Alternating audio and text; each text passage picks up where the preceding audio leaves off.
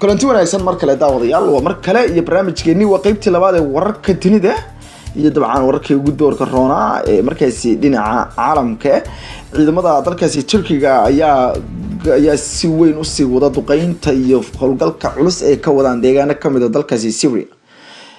howlgalka la yiraahdo Operation Olive Branch ayaa u muuqda mid markaasi gelaya maalintii labaad gaar ahaan ciidamada dhulka ee dalkaasi Turkiga. ciidanka ayaa la sheegay inay ka gudbeen inta badan xarumaha waaweyn ee markaasi xuduudda dalkaasi iyadoo la sheegay in magaalada Kilis ay markaasi ciidamadu ay ku wareejiyeen Durbaba kooxda la yiraahdo Free Syrian Army ama FSA oo ah ciidamada xorta ah ee dalkaasi Syria kuwaas oo qayb ka ah howlgalka Afrin. ciidamada dalkaasi Turkiga ayaa artillery culus iyo hub gantaal ah ku garaacay bartamaha magaalada Kilis iyo sidoo kale xaafado ka tirsan ama ku dhow gobolka Hatay waxaana la sheegay in ciidamada Turkigu sidoo kale ay culays ka saareen magaalada Afrin ayagoo dhowr meelood ka hareereeyay waxaana sida muuqata ay ciidamadu ay sheegeen inay qabsadeen goobo badan. ciidamada dalkaasi Turkiga ayaa sidoo kale waxaa la sheegay in ay qabsadeen wax loogu yeeray 13 goobood oo ciidamadu ay markaasi u asteeyeen in ay marka hore sirtooyinkooda u sheegay inay haystaan kooxda YPG kuwaas oo la sheegay inay inta badan ka saareen dhulka ay qabsadeen ciidamada dalkaasi Turkiga. ilaa hadda waxaa kamid ah goobaha ama tuulooyinka magaalooyinka la yiraahdo Shankal, Qorni, Bali, Adax Mali xaafada la yiraahdo iyo waliba Kita iyo sidoo kale dhulka kale ee miyiga ah ee ciidamadaasi ay joogeen oo laga sheegay iyagana ama lagu soo koobay inay kamid yihiin deegaanada la yiraahdo Kordo iyo Pimno kuwaas oo dhamaantood ah deegaano markaasi taalooyin ah oo markaasi strategic ah iyo buuro yar yar oo ciidamada kooxda YPG ay ku dhumaalaysanayeen waxaana la sheegay in ciidamadu ay dhamaan deegaanadaas ka saareen. afayeen u hadlay kooxda YPG ayaa sheegay in magaalada Afrin bartamaheeda ay ka waabiyeen ama dib u celiyeen ciidamada Turkiga kuwaas oo kusoo siqayay yiraahdeen bartamaha magaalada waxaana ay sheegeen in ilaa haatan ay socdaan waxa ay ugu yeereen dagaal iska caabin ah taasoo la sheegay in ay sida muuqata ay tahay baa la yiri war aan markaasi aysan cadeynin cid kale walow uu sheegay afayeenkan in dagaalka ciidamada Turkiga ay adeegsanayaan uu yahay mid markaasi si xooggan ay u isticmaalayaan hub culculus. wuxuu sheegay afayeenkan in dagaalku uu bilow yahay isla markaana aysan sida Turkigu guulaha u sheeganayaan aysan wax u noqon doonin. madaxweynaha Turkiga Recep Tayyip Erdogan ayaa isaguna wuxuu ku dhaartay inaan dib ciidamadu u noqon doonin ilaa iyo inta ay ka sugayaan buri amniga dhammaan gobolada ku dhow xuduudda oo dhan isla markaana ay ka sifeynayaan kooxahaas. Recep Tayyip Erdogan ayaa sidoo kale wuxuu sheegay in heshiis ku yihiin dawladda dalkaasi Ruushku talaabada military ee qaadeen isla markaana ay ogeysiin buuxda iyo talageliyaba ka galeen Ruushku arrimaha Turkiga qaatay. wuxuu sidoo kale wacad ku maray in magaalada Jarablus sidii magaalooyinka Jarablus iyo Al-Ray iyo Babul Mandab iyo magaalada Al-Babu ay dhamaan maamuladii ay ka sameeyeen oo kale ay ka sameeyeen Afrin isla markaana aysan noqon doonin mid ay ka waabtaan in ay xuquuqdooda ilaashadaan. madaxweyne Recep Tayyip Erdogan ayaa sidoo kale wuxuu ka digay in dawladda Turkiga ciidamadeedu ay soo gabagabeeyay doonaan buuri talaabooyinkan maalmo gudahood wuxuuna sheegay in xilliga ay dhameeyaan howlgalka ay ku dhawaaqi doonaan markaasi isla markiiba. caalamka iyo sida ay markaasi u wajaheen ayaynu markana eegaynaa bal arrimahaas. ugu horeyn dalka Turkiga ayaa wuxuu wargeliyay gaashaanbuurta NATO oo kamid yahay. Turkiga ayaa u sheegay gaashaanbuurta NATO in isagoo ka jawaabaya difaaca danaha qaranka ee dalkaasi Turkigu uu leeyahay in ay talaabadan qaateen isla markaana talaabadan military ay tahay mid ay ku baacsanayaan kooxo argagixiso ah oo YPG ama kooxda iyada Police Protection Units ay uga jeedaan markaas ku-xigeenka madaxa hay'adda NATO gabadha la yiraahdo Rosie Gontenberg ayaa waxay ku sugan tahay magaalada Ankara. waxaa la sheegay in halkaasi ay kaga qayb galayso markaasi shir degdeg ah oo ay NATO xubnaheeda sarsare ay ku casuumtay dawladda dalkaasi Turkiga si ay ula socodsiiso in howlgalkan uu yahay mid markaasi ay doonayso in dawladdu dalkaasi Turkiga ay ku xaqiijiso ammaankeeda. waxaa la sheegay in Gotham Molera gabadha la yiraahdo ama Contemporary ay markaasi ay u qirtay dowladda dalkaasi Turkiga walaaca ah in ay qabaan markaasi walaaca amni ay qabaan markaasi dowladda dalkaasi Turkiga madaxa markaasi guud ee kashaanbuurta NATO Jens Stoltenberg ayaa isaguna wuxuu sheegay inuu warqad ka helay madaxweyne Recep Tayyip Erdogan oo ku cadeynayo kuna wargelinayo talaabada dowladda dalkaasi Turkiga ay qaadatay ee ka dhana kooxda YPG sidoo kale xidhiidho caalami ah ayaa wasiirka arrimaha dibadda dalkaasi Turkiga uu la sameeyay inta badan dalalka qadiyadan ay khusayso wasiirka arrimaha dibadda dalkaasi Turkiga Mevlut Cavusoglu ayaa telefoon kula hadlay dhigiisa dalkaasi Faransiiska Jens Yves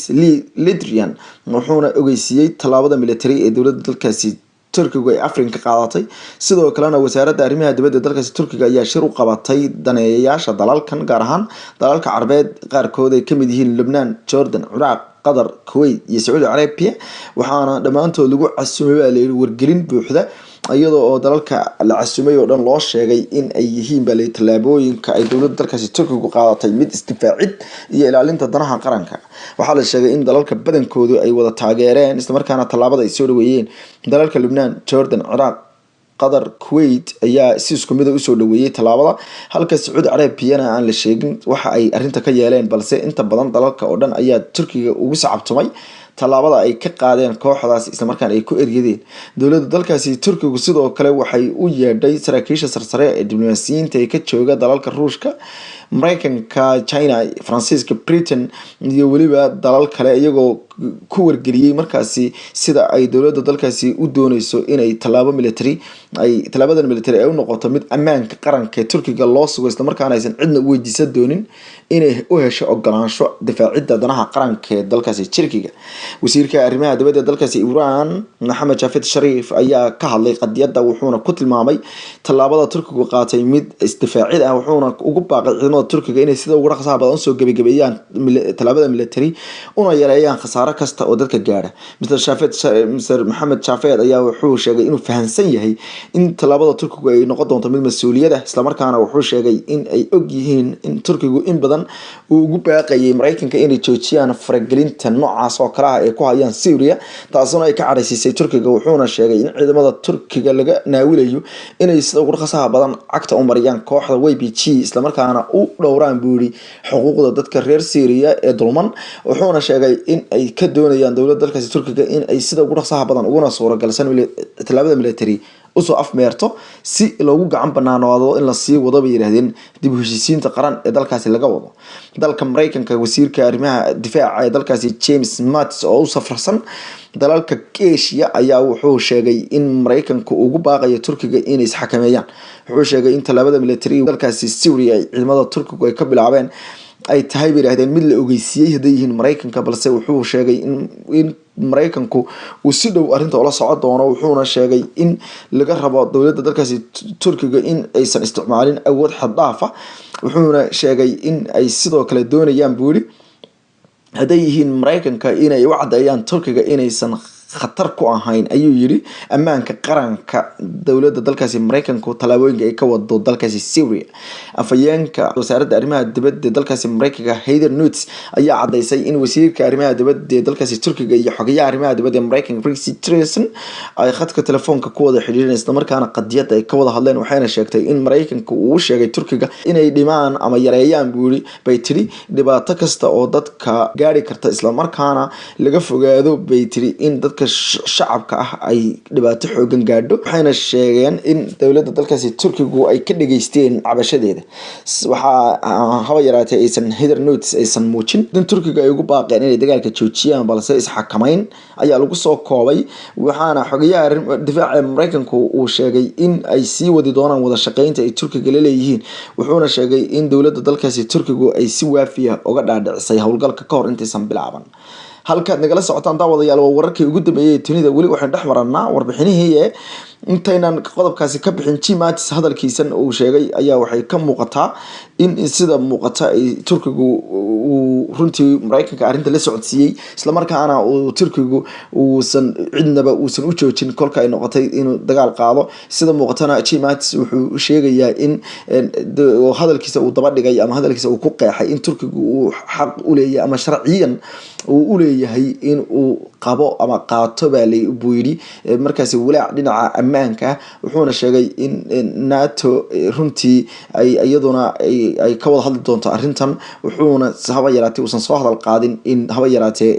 Mareykanku uu dareemay wax cara ah hase yeeshee dabcan Mareykanku arrintaas ma soo dhaweyn mana cambaareen wuxuuna ugu baaqay in ay isxakameeyaan isla markaana wuxuu sheegay in dowladda dalkaasi Turkigu ay xaq u leedahay in ay qaadato wax kasta oo markaasi ammaankeeda qaranka ay ku daafacayso wuxuu sheegay in ay aad iyo aad u runtii ayaguna u taxadirayaan oo ciidamadooda deegaanka joogana ay heegan geliyeen hadii yihiin Mareykanka oo ay ka fogaanayaan inay wax dhibaato ay uga timaado duqeynta xooggan ee halkaasi ka dhacaya ciidamada cirka dalkaasi Turkigu ay sida xooggan ugu qubayaan dowladda dalkaasi Faransiisku waxay sheegtay in iyaduna isugu yeeriso kulanka golaha ammaanka qaramada midoobay wasiirka arrimaha dibadda ee dalkaasi France ayaa wuxuu sheegay in ay qabanayaan kulan degdeg ah oo ay isugu yimaadaan dalalka 15 ah ee golaha ammaanka qaramada midoobay oo laga wada hadli doono yiraahdeen joojinta colaadaha dalkaasi Syria waxay sheegeen in dhinacyadoodan loogu baaqi doono in dagaalka la joojiyo ay kamid tahay xitaa rejiimka dowladda ama xukuumadda Assad iyo dowladda iyo ciidamada Turkiga iyo sidoo kale dhamaan ciidamada dalalka wado dhan markaasi dagaalka dowladda dalkaasi Ruushka wasiirka arrimaha dibadda Sergey Lavrov ayaa wuxuu asaguna sheegay in talaabadan Turkigu qaaday ay ka dameysay kadib markii wuxuu Mareykanka uu sameeyay wuxuu ugu yeeray mas'uuliyad darro isla markaana uu abuuray ciidan aan looga baahnayn xuduudda dalkaasi Turkiga wuxuuna sheegay in Turkiga oo dal markaasi dulqaad badana arrintan ay ku tirtirsiisay buu yiri inay talaabo ka qaataan kadib markii ay qaateen buu talaabo noocaas oo kale ah Mareykanku sidoo kale wasiirka difaaca ee dalkaasi Ruushka ayaa wuxuu sheegay in ay ciidamada ama wuxuu yiri wasaaradda difaaca dalkaasi Mareykanka Pentagon ay control weyday buu isla markaana xakameey weyday buu hubka ay gacanta u gelinayso kooxahan ku sugan buu waqooyiga dalkaasi Syria kuwaas oo wuxuu in badan looga digay in ay ka joojiyaan hubka lixaad kale ay siinayaan hubkaana loo isticmaalay dalkaasi wuxuu yiri Turkiga oo goobo ama magaalooyin kamid ah dalkaasi Turkiga oo kamid ah kuwa xuduudda ku yaal sida magaalada Halyiis oo kale oo gantaal lagu soo riday shalay toole oo ay soo rideen kooxdan kurdiyiintu uu ku dhacay 46 qofna ku dhaawacmeen qof Syrian ah oo ku dhintay taasi ka turjumaysa buu yiri sida dowladda dalkaasi ay u qaadatay buu yiri markaasi ay u qaadatay buu yiri dowladda dalkaasi Mareykanku inay xaaladda escalate garayso ama ay wuxuu yiri ay ka sii darto ergeyga dowladda dalkaasi Turkiga dowladda dalkaasi Ruushka aan u qaabilsan Syria Alexander Lavrentiyevna wuxuu sheegay in dowladdiisu ay runtii ay u sheegtay 100 jeer buu yiri ama intaas oo jeer ay u sheegtay dowladda dalkaasi Mareykanka inay arrimaha noocan oo kale ay ka waantoomaan oo joojiyaan sidoo kalena waxa xubin ka tirsan aqalka Kremlin dhinaca arrimaha dibadda u qaabilsan oo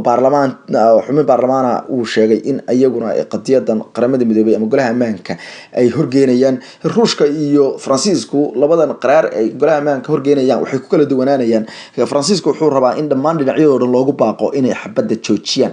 oo dabcan ay joojiyaan xabadda marka hadii dhinacoodan qaramada midoobay ama golaha ammaanka ugu baaqo waxa soo hosgalaya Mareykanka waxa soo hosgalaya